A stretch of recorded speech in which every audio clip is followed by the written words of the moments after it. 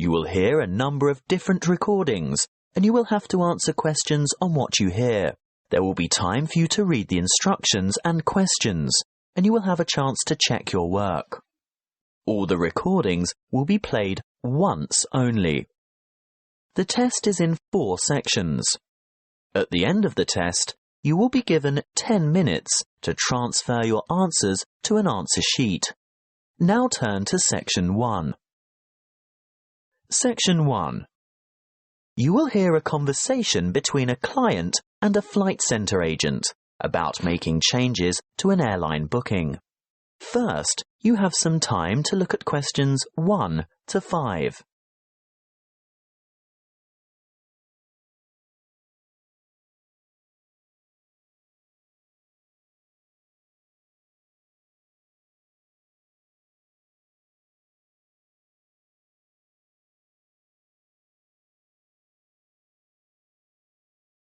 You will see that there is an example that has been done for you. On this occasion only, the conversation relating to this will be played first. Good morning, Mrs. Gray. This is Bert Stock speaking from Finnegan's Flight Centre. I can now confirm your flight to Singapore. Oh, good. No problems, I hope? No, everything is in order. Mrs. Gray is going to Singapore. So, Singapore has been written in the space. Now we shall begin. You should answer the questions as you listen, because you will not hear the recording a second time. Listen carefully and answer questions 1 to 5. Good morning, Mrs. Gray. This is Bert Stock speaking from Finnegan's Flight Centre. I can now confirm your flight to Singapore. Oh, good. No problems, I hope? No, everything is in order. So we got the dates we wanted? Yes, leaving from Hong Kong on the 25th of July and arriving in Singapore later the same day. How long does the flight last? Oh, about 3 hours 40 minutes. So we'd get there at... 9:45. In the evening? No, 9:45 a.m. But that means we'd be leaving at... Your flight leaves Hong Kong at 6:05 a.m. So we'd have to check in an hour before that? Mrs. Gray, check-in closes 60 minutes before your scheduled departure. If you arrive after check-in has closed, you will not be able to board the flight, and you may forfeit your entire fare. I would strongly recommend that you arrive at the check-in counter at least 120 minutes before your departure time. So you're saying we should be at the airport no later than 4:05 a.m? That's correct. But we'd have to get up in the middle of the night to arrive by that time. Can't we get a later flight? Not on July 25th. Now, there is a later flight on certain weekdays, but not at the weekend. Well, we must go with what we've got then, because we're not at all flexible on the dates because of work commitments. Can I confirm that you want to return on August 7th? Yes, that's the idea. Flight VQ239 will depart from Singapore at 9:20 a.m. on August 7th. Oh, that's a much more civilized time. Tell me, the time zone is the same, isn't it? We don't gain or lose an hour along the way. There's no change in the time zone, so you can expect to be back at around 1 p.m. Does that suit you? Oh, absolutely. I'll have time to unpack before dinner. We're expecting to meet friends at the new seafood restaurant at 8 o'clock. Before you hear the rest of the conversation, you have some time to look at questions 6 to 10.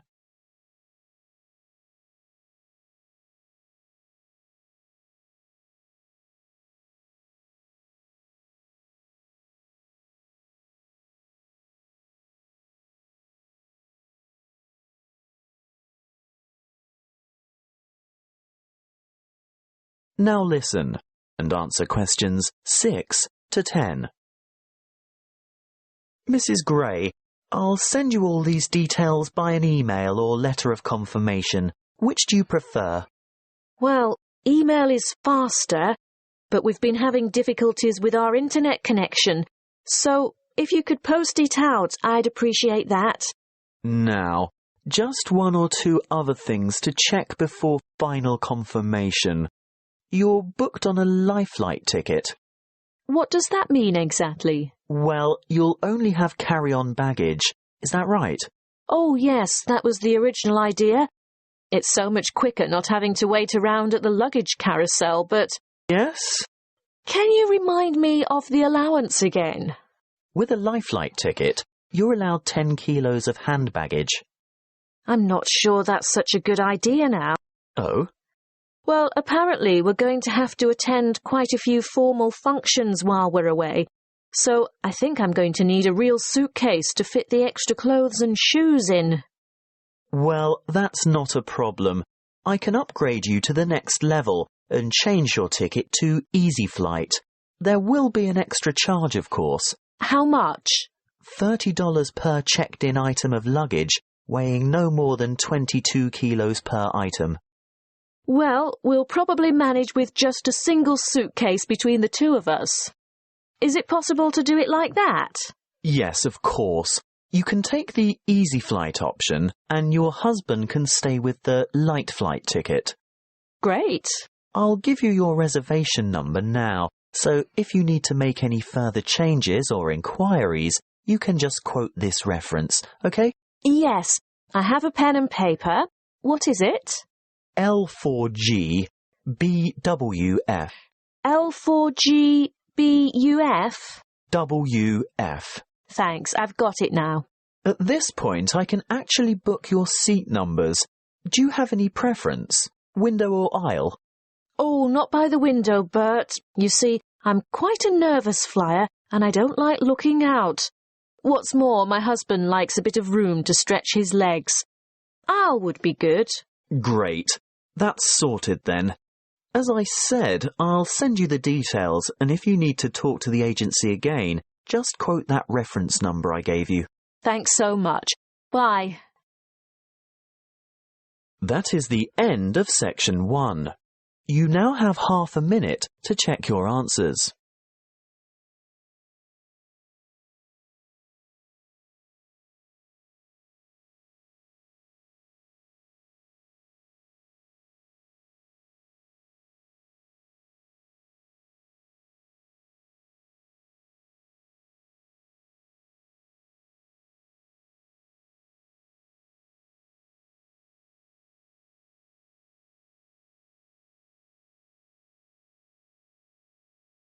Now turn to Section 2.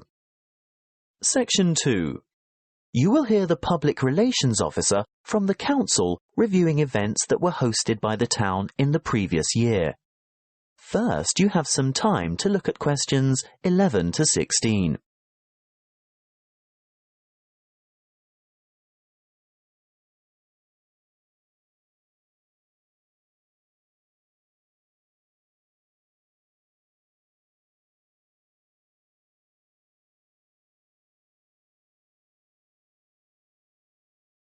Listen carefully and answer questions 11 to 16.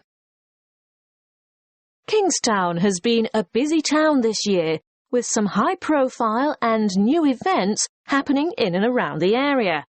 In January, we hosted the National Kayak Selections, and this competition attracted a number of well-known paddlers, not just from this country, but from Canada, Ireland, England, and Australia.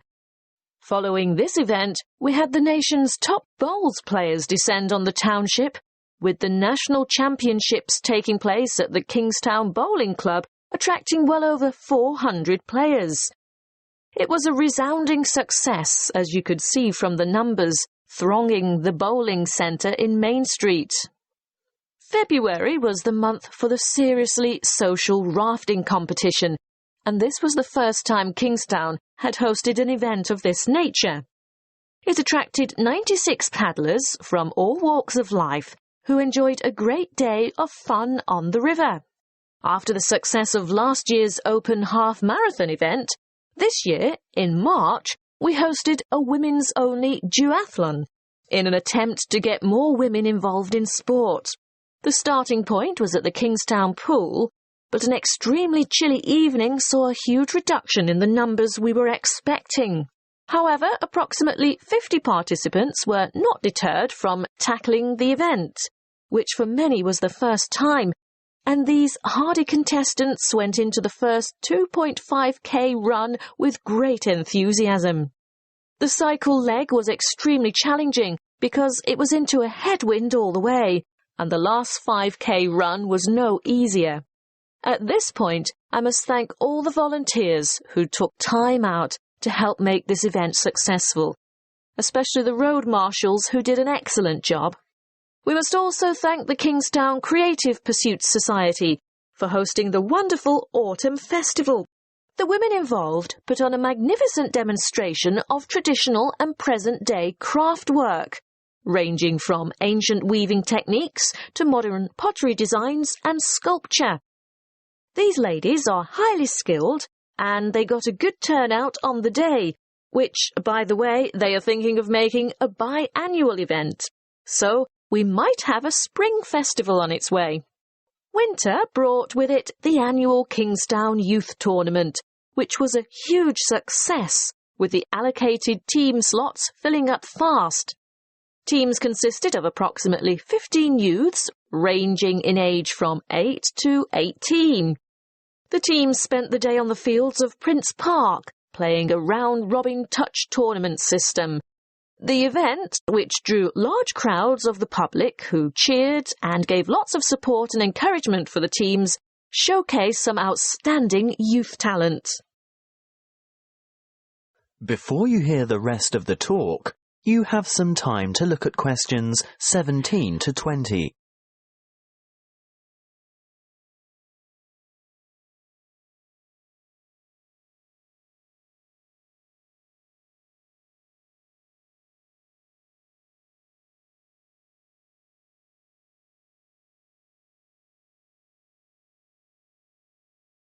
Now listen and answer questions 17 to 20. Now, what's coming up for the school holidays? Well, the town council has several plans lined up to keep the kids busy. Let's get straight into it. Programme 1, which will take place around the Prince Park area, has a sports agenda and will have participants engaged in a variety of sporting activities such as tennis, athletics, football and swimming. Programme 2 is for the somewhat less active and more creative children. They will do most of their activities in and around the Lord Hall area. These will consist of cooking, craft, dance and hairstyling. You'd be surprised at the number of children who leap at the chance to learn to cook, not to mention the other activities. The hall will be positively buzzing, I can tell you. This is a great chance for your children to learn a new skill or brush up on one that they're already crazy about. Programme 3 is for the more adventurous children. Because of this, we do insist on a minimum age limit of 11 years old. The Duke Recreational Area has been set aside for this programme. Expect your youngsters to learn a lot about leadership and teamwork as they accomplish some of their missions. They'll engage in activities such as skateboarding, rafting, orienteering, mountain biking and trekking. Well, thank you for your attention. If you have any questions, please feel free to ask. That is the end of section 2. You now have half a minute to check your answers.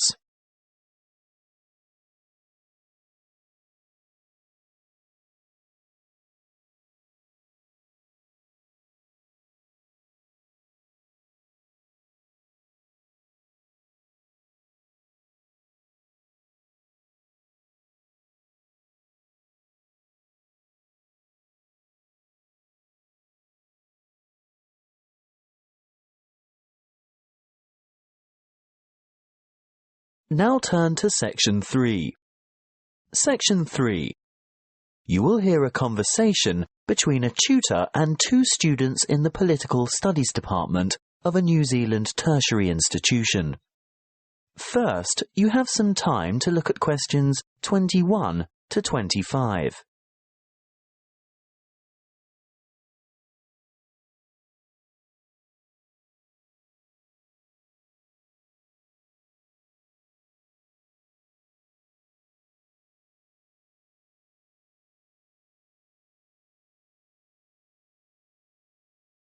Listen carefully and answer questions 21 to 25. Good morning. Now, you've come to discuss how our Parliament works. Is that right? Yes, it's a bit different from some of the other democracies we've studied, and we're a bit confused. Well, what do you know? We know that the system of government in New Zealand is a constitutional monarchy, but we're not sure how the power is shared or who has ultimate authority. The government is formed from a democratically elected House of Representatives. Is that the same as Parliament? Yes, the House of Representatives is what is commonly called Parliament. And the government advises the sovereign, who is our head of state. The sovereign is the Queen of England, right? She lives in England and she is the Queen of England, but when we refer to her as our sovereign, we say she is Queen Elizabeth II of New Zealand. But how can she be our head of state if she doesn't live here? I know that she has a representative here. Oh yes, the Governor-General. That's right. Now, by convention, the sovereign is the source of all executive legal authority in New Zealand. So she's the boss. Well, you could say that. However, she or her representative almost always acts on the advice of the government, in all but the most exceptional circumstances, that is. So, where does the real power lie? Good question. Our system is based on the principle that power is distributed across 3 branches of government: the Parliament, the Executive, and the Judiciary. But Parliament makes the law, doesn't it? That's right. So what's the point of the other 2? Well, you need a body to administer the law. That's the Executive, made up of ministers of the Crown, and the Judiciary interprets the law through the courts. Before you hear the rest of the conversation, you have some time to look at questions 26 to 30.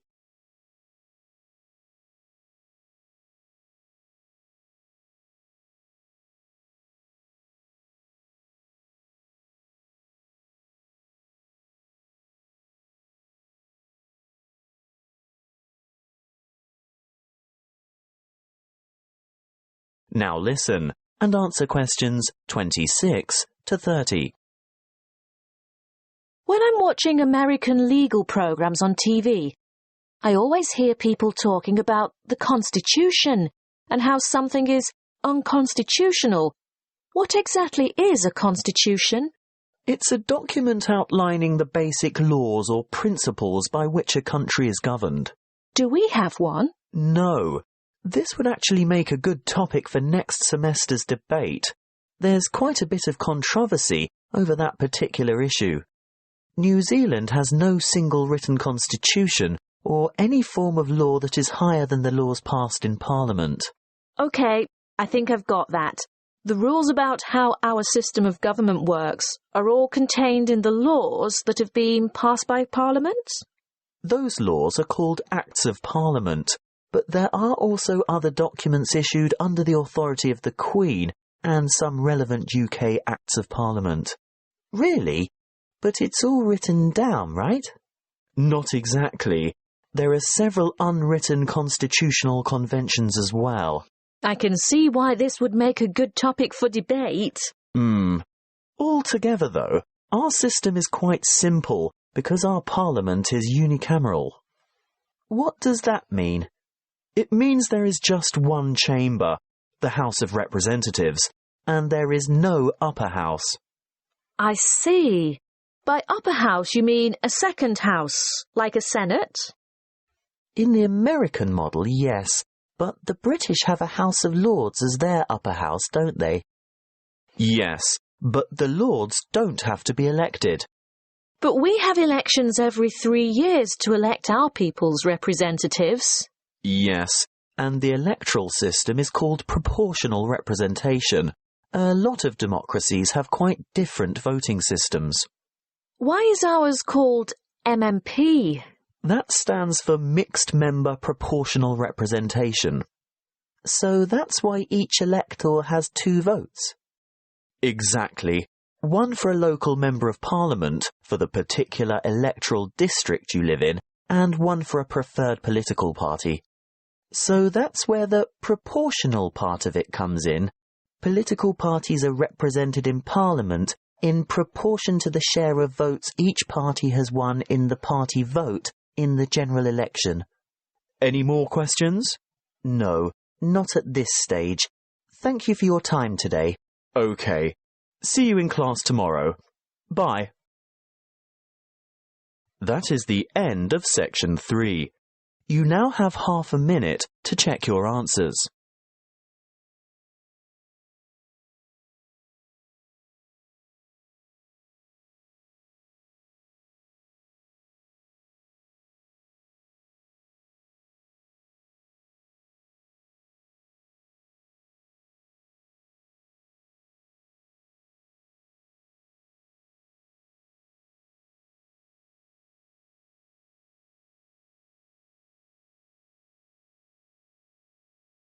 Now turn to section 4. Section 4. You will hear a talk given by an ethics professor on cheating. First, you have some time to look at questions 31 to 40.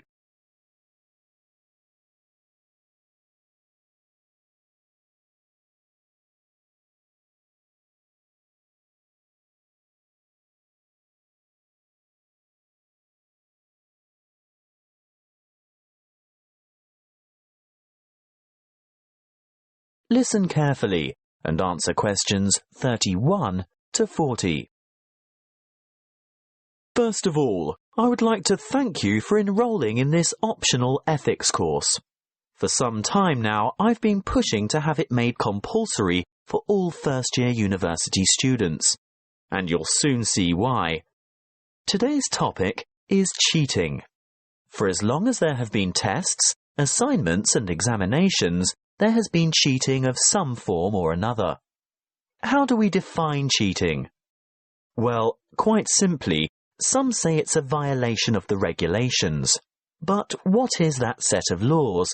Who composed them? And are they reasonable? Interestingly, a survey of Year 7 to 12 students last year showed that over a third of them cheated by cell phone during a test. Some by texting answers, and a much smaller percentage by searching the internet. Over half, yes, over half of the survey's participants admitted to cheating of some kind. But, and this is the thing, many of the students didn't even acknowledge web-based cheating as cheating at all. Most thought that phone cheating or downloading a paper off the net was nothing other than a minor offence. So what's the implication? If it's not a serious offence, is it acceptable? We live in a digital age where learning is all about sharing information. And, let's face it, students today have seen so many instances of music, videos, images and text copied online without rightful recognition given as to their origin that I'm not sure whether you even fully understand the concept of plagiarism. But we can't blame the digital age alone. I know that ours is a high-stakes education system. By that I mean there is a great deal to be won or lost by a good or bad grade. If we scrutinise the system, we may well affirm that cheating isn't really dishonest. It's merely a survival skill. For many teachers and students, it's the product that counts, not the process.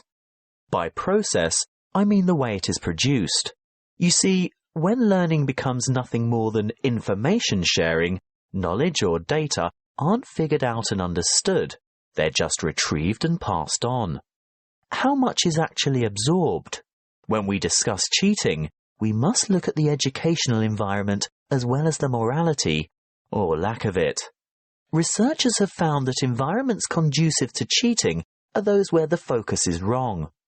Sometimes instructors have no meaningful relationship with their students, perhaps due to overcrowded classrooms and lecture halls or individual personalities. Secondly, students who cheat are most often the ones who think the task is pointless or the amount of work is overwhelming. If the classroom is a place where learning is genuinely engaging and the emphasis is on openly exploring ideas, there would be no necessity for cheating. A third, and very important point, is that grades and marks matter more to some students than what they're doing. And lastly, achievement is taken to mean outperforming others, and these competitive practices encourage cheating. Anyway, I fail to see the value in working alone and cramming information into short-term memory. Real collaboration and cooperation puts the focus on thinking rather than on memorizing. I have to say that it's the actions of teachers, classroom organization and cultural background that have as much to do with cheating as individual student behavior. Of course, some students cheat by plagiarizing or copying because they simply don't understand the material, nor do they have any confidence in their writing skills. But I think the majority of students end up plagiarizing because they just don't know how to cite sources correctly, or how to sum up others' ideas in their own words. These reasons have remained the same for centuries. It's really just that the digital age has made it easier. But remember, teachers use technology to spot plagiarism too, so it's also very much easier for them. First-year students should have to complete a compulsory writing skills course, where the rudiments of proper referencing and summarizing are taught. I also think it's a big mistake if ethics is not a first-year requirement as well. In this university, I think it's only the computing department that insists all its students complete a paper in ethics. Learning and education is not just about cramming facts or increasing your knowledge base. It's about intellectual integrity and honesty and rising to meet higher ethical standards. Now, this may necessitate a change in pedagogy and educational philosophy, but most importantly, it will involve a challenge to engage students in discussion on morals and academic morality. That is the end of section 4. You now have half a minute to check your answers.